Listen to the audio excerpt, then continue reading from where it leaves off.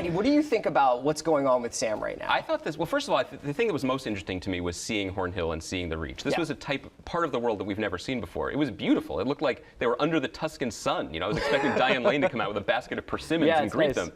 And to me, the most telling part of that entire scene was when Sam's brother is like, White Walkers, those don't exist. And for me, watching the show for 5+ years now, often I wonder, why isn't everyone freaking out all the time? Yeah. Why isn't there constantly a popular revolt like we've seen in King's Landing? Why isn't everyone terrified of the White Walkers or running to Daenerys or overthrowing slavery or doing something, because this is an ugly place to live? And we realize that there's a whole portion of the world, basically on the West Coast, that's kind of nice. And they don't believe until you get to the Iron coming. Islands, and then it's just like, eh. That's right. So stay close to the land. But it kind of reminded me of times when I've been in New York being like, there's a blizzard coming. And you're like, oh, I recognize that exists, but it doesn't bother me because it's 70 degrees out here. Yeah. They're not ready for what's coming, and they're certainly not ready to listen to their son. And maybe it would have helped if he had taken the Gore-Tex off at the dinner table. Sam's probably the most tender, nicest person we have left. We have left. Yeah. I think that's important to say. And after we lost Hodor last week, you know, right before Hodor dies, Mira's like, I can't wait to get some eggs, some bacon, a little sausage. They totally McBained it, by the way. And it was just like, as Sam was sort of, now this is Longclaw. Are you going to do this? I'm going to do this.